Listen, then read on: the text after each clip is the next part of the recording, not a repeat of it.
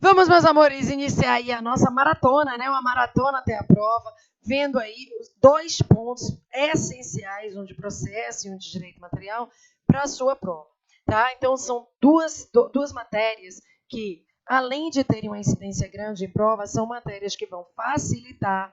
Por quê? Porque abrangem um grande número de questões que já caíram, tá? Então, a gente vai começar falando de um tema extremamente importante, que é o tema da audiência trabalhista. Vejam, gente, quando a gente fala de audiência trabalhista, o primeiro ponto que a gente vai tratar são as características. Quais são aí as características, passou a página aqui, quais são aí as características dessa audiência. Então, vamos tratar das características da nossa audiência. Olhem só, a primeira característica que a gente vai tratar aqui é o interstício. O que é o interstício da audiência? É o prazo que eu tenho para marcar essa audiência, para chamar as partes em juízo para essa audiência. E aí, vejam bem, no rito ordinário, essa audiência ela deverá ser designada observado o prazo mínimo de 5 dias e não há um prazo máximo. Coloquei aqui o símbolozinho do infinito, porque não tem um prazo máximo. A gente vai olhar que dia essa vara ela tem, né, livre para a realização da audiência e considerando, então, essa liberdade da vara para a realização dessa audiência, a gente vai ter a audiência sendo realizada. Então, não tem aí nenhum tipo de previsão que vá garantir, né, a realização dessa audiência, certo? O segundo ponto importante é que esses 5 dias, eles não constituem prazo de defesa. Algumas pessoas dizem, então 5 dias é o prazo de defesa no processo de trabalho. Não, não é. Tá? O prazo de defesa no processo de trabalho é a primeira audiência após a notificação do reclamado. A lei garantiu que ela não aconteça antes de 5 dias. Mas esse não é o prazo de defesa. O prazo de defesa é a primeira audiência. Então, vocês viram aqui que eu tenho garantia dos 5 dias e eu não tenho um prazo máximo. Se for daqui a 1 ano, o réu vai ter 1 ano de garantia que essa audiência para fazer a sua defesa. Né? Essa audiência vai ser daqui a 1 ano, ele vai ter 1 ano para fazer a sua defesa. E não há nada que impeça essa realização até lá. Diferente disso é quando a gente está tratando do rito sumaríssimo. Por quê? Olhem só, no rito sumaríssimo, a gente vai colocar o rito sumaríssimo sempre de azul. No rito sumaríssimo, esse prazo ele é de no mínimo 5 dias e o artigo 852 ele diz no máximo de 15 dias, tá? Então, o juiz apreciará a demanda observado o prazo máximo de 15 dias, porque a gente tem um objetivo de que o processamento da ação ele ocorra de uma maneira mais célere, mais rápida. Todavia, gente, olhem bem, quando essa audiência ela já não é mais inaugural, porque aqui é para audiência, para a primeira audiência que a gente chama de audiência inaugural. Se essa é uma audiência decorrente de um adiamento para o rito ordinário, a lei não previu nenhum prazo. O juiz vai ver quando é que ele pode fazer essa audiência, quando é que ele tem um horário livre para essa audiência, quando é que ele tem a possibilidade de realizar essa audiência, e ele vai marcar a audiência dessa forma. No rito sumaríssimo, entretanto, a lei previu que esse adiamento ele deverá observar o prazo máximo de 30 dias.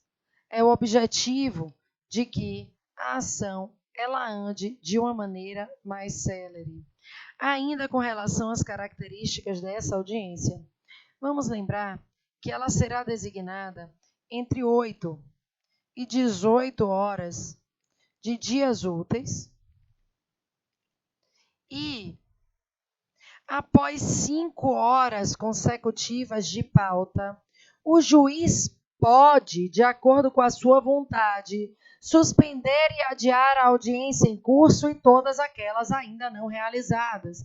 Mas é uma regra de saúde, segurança e medicina do trabalho do juiz, de maneira que ele aplica se ele quiser, se ele achar que é importante. Quanto ao local, essa audiência ela será realizada no prédio da Justiça, né? Então, na própria Justiça, e havendo necessidade de realização em outro local, por exemplo, como tem lá na Constituição, a previsão da justiça itinerante, né? A justiça onde o povo está.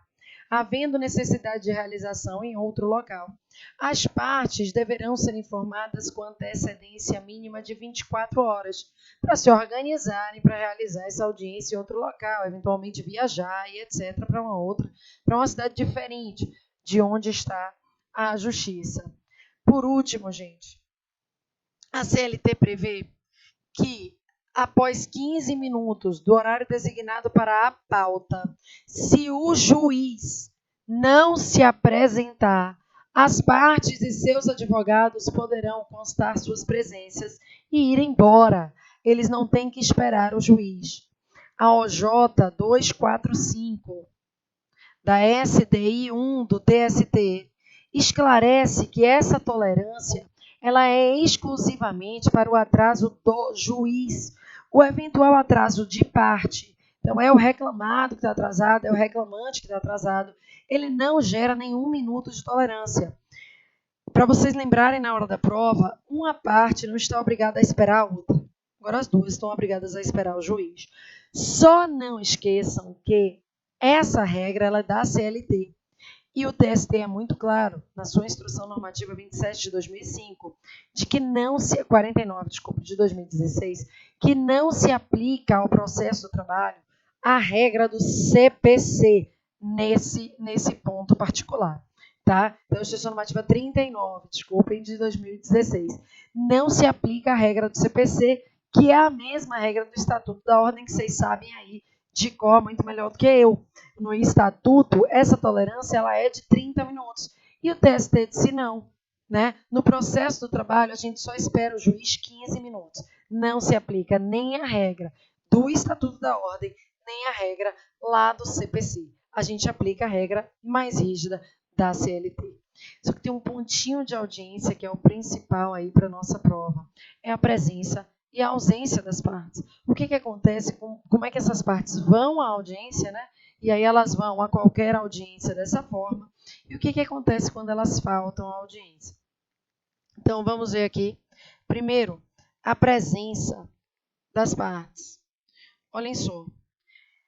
A presença do empregado. A presença do empregado. Ela pode acontecer de duas maneiras. A primeira, gente, é pessoalmente. Pega as perninhas dele e vai para a audiência. Então, comparecimento pessoal, ele vai para a audiência e faz a audiência. O segundo, que é extremamente importante, está lá no artigo 843, parágrafo 2º da CLT. Diz lá o 843, parágrafo 2º da CLT, que na hipótese de doença ou qualquer outro motivo poderoso, o empregado poderá mandar para a audiência o seu colega de profissão ou o seu sindicato. O que eu quero que vocês prestem atenção aqui é o seguinte, Thaís, o que é motivo poderoso? A prova vai deixar isso claro para vocês. Tá? A prova vai dizer a vocês, é um motivo poderoso, ou ela vai escrever esse motivo de uma maneira que vai parecer poderoso para vocês. A gente vai fazer uma questão e vocês vão ver. Tá? Esse motivo ele me parece poderoso. Mas tem um pontinho de segunda fase, o que eu vou falar agora serve para qualquer questão, que é o seguinte, o seu cliente ele tem razão. Mas ele não tem razão porque ele é mais bonitinho, nem porque ele está te pagando. Ele tem razão na lei. Então, quando a prova te pede para fazer alguma coisa em favor de alguém que ela descreveu a história naquela questão, esse alguém ele tem razão na lei. Então, existe na lei um substrato jurídico para fundamentar o que eu quero. Eu vou procurar na lei.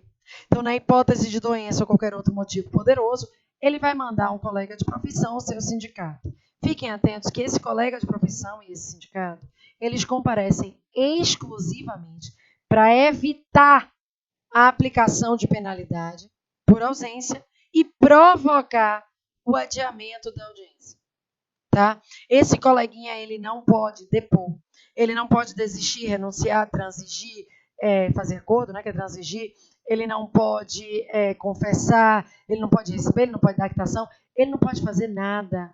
Ele vai sentar na audiência, justificar a ausência, provocar o adiamento, evitar a aplicação da penalidade por ausência e vai embora. E a audiência vai esperar o próprio empregado vir para ela acontecer. Thaís, como é que o empregador se faz presente? No empregador, gente, são duas previsões.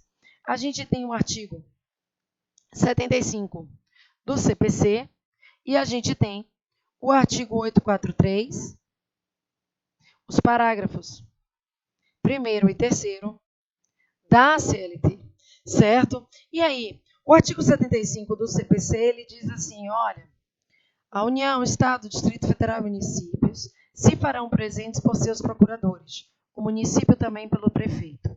Então, o único chefe de poder executivo que representa é o prefeito. Todos os demais entes serão representados por seus procuradores. Então, não adianta aparecer o governador do estado na audiência que o estado está ausente.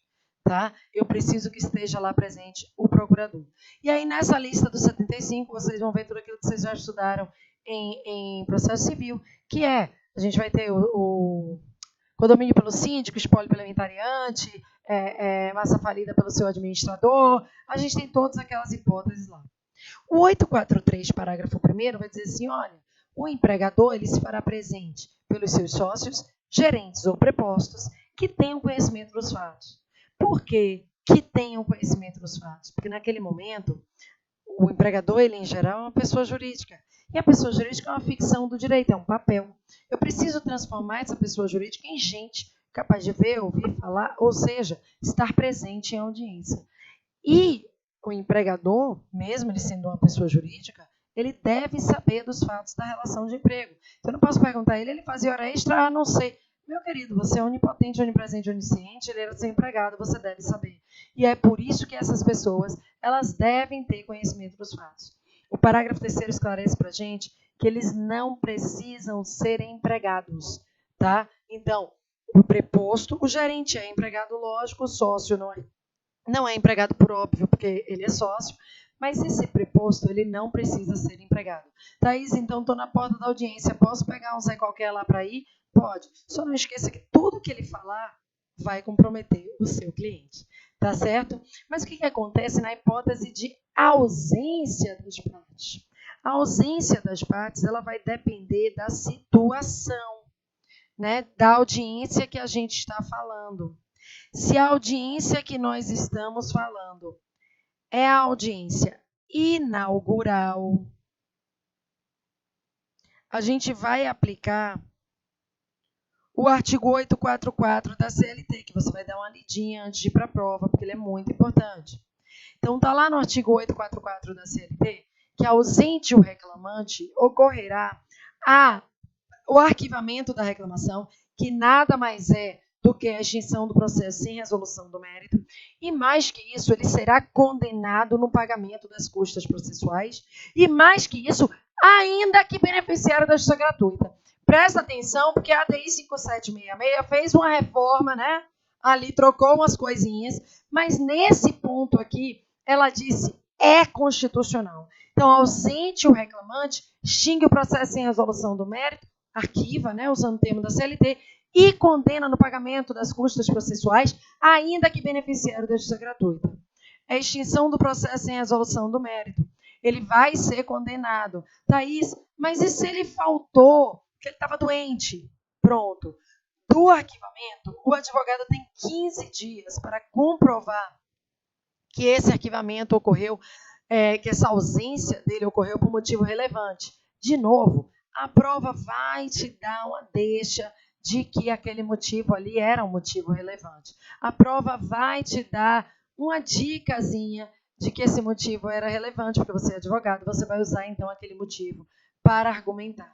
Havendo a prova do motivo relevante em 15 dias, esse advogado, ele vai poder, ou essa parte, ela vai ter o processo extinto sem resolução do mérito, mas ela vai ser liberada do pagamento das custas. E por que eu quero liberar do pagamento das custas? Porque o parágrafo 3º do 844 esclarece que esse pagamento de custas ele é condição para a propositura de uma nova reclamação trabalhista. Então, a gente depende desse pagamento para poder propor a ação de novo, já que foi uma extinção do processo em resolução do mérito.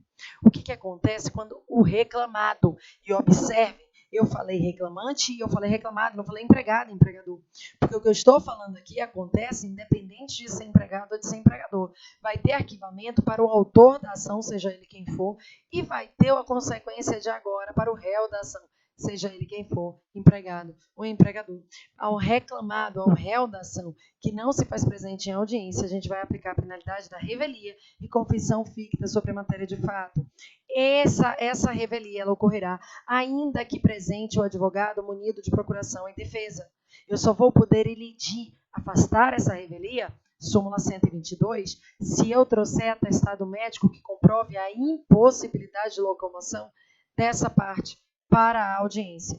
Agora, se o advogado foi e ele está munido de procuração em defesa, lá no parágrafo 5º do 844, o juiz deve receber a defesa e documentos, porque a confissão, gente, ela abrange apenas fato. E na defesa a gente tem matéria de direito e matéria de ordem pública. E quanto aos documentos, ao revel é permitida a produção de prova. Ainda tem mais um pontinho importante. Lembre-se que o revel, a regra é revelia e confissão sobre matéria de fato. Todavia, em 4 hipóteses que estão no parágrafo 4º, reprodução, lá do Código de Processo Civil, ele vai ser revel, mas ele não vai ser confesso. A primeira hipótese, quando se tratar de direitos indisponíveis, muito difícil no direito do trabalho. A segunda hipótese, quando houver litisconsórcio passivo e um dos reclamados apresentar a defesa. Essa defesa, ela se aproveita àquele que estava ausente. A terceira hipótese é quando faltar a petição inicial, o documento essencial, a prova do fato narrado nos autos. E aí a gente vai ter, por exemplo, uma empregada que está alegando estabilidade gestante e que a gente não tem no processo nenhum tipo de prova de que ela esteve grávida, de que uma criança nasceu. Não adianta, não tem revelia que faça o juiz reconhecer uma instabilidade se ela não prova por documentos, que são documentos essenciais, a existência daquela gestação. Nesse ponto, inclusive, o artigo 195 da CLT nos lembra que no pedido de adicional de insalubridade e periculosidade, eu preciso necessariamente da realização de perícia, mesmo que haja revelia. E, por último, a gente também vai ter revelia sem confissão quando dos fatos narrados surgiu uma tese inverídica, uma tese inverossímil para o juiz. Então, é aquele reclamante que alega que passou 5 dias sem comer, 5 dias o quê? 5 anos sem comer, 5 anos sem beber água. Vai ser algo, na hora da prova, bem absurdo. A segunda audiência que a gente tem que tratar, essa é a inaugural, né? Então, é a primeira. A segunda que a gente tem que lembrar é quando é uma audiência em prosseguimento, ou seja, aquela audiência quando o processo já tem defesa, tá? Eu já tive defesa no processo e eu vou ter uma audiência agora. Nesse caso, a gente vai aplicar as súmulas 9 e 74 do TST. E essas duas súmulas, elas vão lembrar para a gente que não é caso de arquivamento. Aqui é caso de confissão ficta quanto à matéria de fato para aquele que não veio, seja ele reclamante, seja ele reclamado. Para isso, o juiz tem que, no momento que chamou para a audiência, dizer, venha sob pena de confissão. Ou seja, ele tem que cominar a pena, colocar a pena lá na previsão. Agora vamos ver uma questãozinha, né, de prova. Olha lá a questão de Frederico. Frederico, piloto da aviação civil, após 3 anos de trabalho para a empresa de transportes aéreos Voa Alto S.A., foi dispensado sem receber parte das verbas decisórias, as horas extras e a compensação orgânica. Além disso, foi dispensado dentro do último ano que antecede sua aposentadoria, o que é vedado por norma coletiva. Essa coisa do último ano que antecede a aposentadoria é chamada, viu, gente, de dispensa obstativa, porque ela obsta o exercício de um direito. Em razão disso, ajuizou a ação em face do ex-empregador, tendo procurado e constituído você como advogado para todos esses atos. No dia designado para a audiência, para a qual havia requerido antecipação, observe o que acontece com Frederico. Frederico não poderá comparecer, pois estará voando para a China, onde conseguiu um novo e rentável trabalho. Com base na hipótese apresentada, responda aos itens a seguir. E a gente só vai responder um, que é o que se relaciona com nossa revisão. Considerando a necessidade de realização da audiência na data designada pelo juiz e sua condição de advogado do autor, qual a medida a ser adotada para evitar o adiamento, arquivamento da audiência. Então, o que é que a gente quer que aconteça aqui? A gente quer que Frederico ele não seja penalizado por ausência. Afinal de contas, se tem alguém que tem aqui um motivo para faltar, é Frederico. O motivo que Frederico tem para faltar é exatamente o seu emprego, que é o motivo mais caro para um empregado. Então, a gente vai alegar aqui que houve justamente o motivo doença ou motivo poderoso, né? Então, a gente teve aqui um motivo poderoso para Frederico não vir para a audiência. Ele vai poder mandar um colega de profissão, o seu sindicato, nessa audiência em seu lugar. Tá certo? E com isso você evita o arquivamento. É lógico que na hora da prova, a prova não ia te entregar tão facilmente, né, essa questão. Vamos lá para frente agora para um segundo tema, que é o tema de jornada de trabalho. Thaís, o que eu preciso me lembrar sobre a jornada de trabalho? Um monte de coisa, né? O primeiro ponto que você vai precisar se lembrar sobre jornada de trabalho está lá no artigo 74 da CLT. Thaís, por que eu preciso me lembrar do artigo 74? Porque vocês vão lembrar no artigo 74 da CLT que existe a previsão expressa de aposição da jornada de trabalho, né, no cartão de ponto, está lá no parágrafo 2º.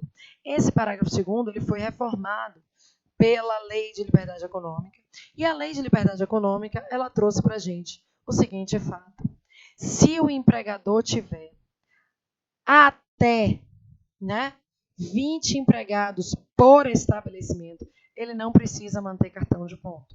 É daí que, havendo uma demanda sobre horas extras, ele não tem obrigação de juntar nada no processo, porque ele foi eximido dessa prova. Por outro lado, ao empregador que tenha mais de 20 empregados por estabelecimento, não é na empresa, é por estabelecimento, ele vai ter obrigação de manutenção do cartão de ponto nos autos, né? Ou na sua empresa. Cartão de ponto em conformidade com as normas do Ministério do Trabalho. O que é que vai ficar aí para a gente, né, de aprendizado e de muito importante nesse ponto aqui agora? É o seguinte: a Lei de Liberdade Econômica, ela traz para a gente, então, a obrigação de manutenção do cartão acima de 20 empregados por estabelecimento. E ela diz o seguinte: é possível, através de um ajuste individual escrito, então eu tenho que sentar para escrever com o meu empregado isso daqui, o que a gente chama de ponto por exceção. O ponto por exceção é aquele através do qual o registro da jornada ele só vai acontecer em hipóteses excepcionais. Ou seja, quando eu trabalho, quando eu chego para trabalhar, no horário normal, eu não registro nada. Por outro lado, se eu chegar para trabalhar em um horário diferente, seja ele mais cedo, seja ele atrasada, se eu sair do trabalho em um horário diferente, seja ele mais cedo, seja ele mais tarde, aí eu vou registrar. Ou seja, eu só registro o ponto quando há uma exceção ao meu horário, que é o meu horário contratual, certo? Isso foi permitido através de ajuste individual escrito entre empregado e empregador pela Lei de Liberdade Econômica, está lá no artigo 74. Outro ponto de jornada importante aqui para a gente é falar da compensação de jornada. Então, a compensação de jornada ocorre quando? Ocorre quando o excesso de jornada em um dia é compensado com descanso em outro dia. Então, eu não vou pagar hora extra para o meu empregado. Por quê? Porque no lugar de pagar, eu vou dar a ele descanso. E eu quero dar a ele descanso, né? Essa compensação de jornada ela pode acontecer de duas formas. A primeira, a compensação fixa, que ocorre por meio do acordo de compensação de jornada, que pode ser individual, empregado diretamente com o empregador, ou coletivo, quando ele está na norma coletiva. Lembrem que o acordo de compensação de jornada, feito entre empregado e empregador, ele vai ter 3 características para a gente destacar. A primeira é que ele pode ser expresso ou tácito, né? Escrito ou tácito, expresso ou tácito, falado ou não. Ele pode ser expresso ou tácito. O segundo ponto importante sobre ele é que ele pode versar sobre uma jornada de 12 por 36, aquela jornada que o empregado trabalha 12 horas e descansa 36, o famoso dia sim, dia não. pode ser individual também. E na jornada de 12 por 36, lembrem que se esse 12 ele recai sobre dia de repouso ou feriado, eu não pago a dobra, tá?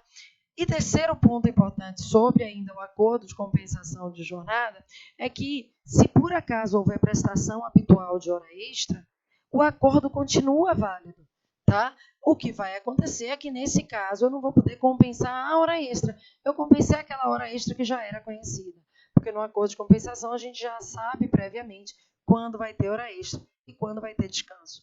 A segunda forma de compensar é através do banco de horas, que é uma compensação chamada de compensação aleatória. Eu não sei antes quando eu vou fazer hora extra, nem quando eu vou descansar, porque isso é de acordo com o interesse do meu empregador.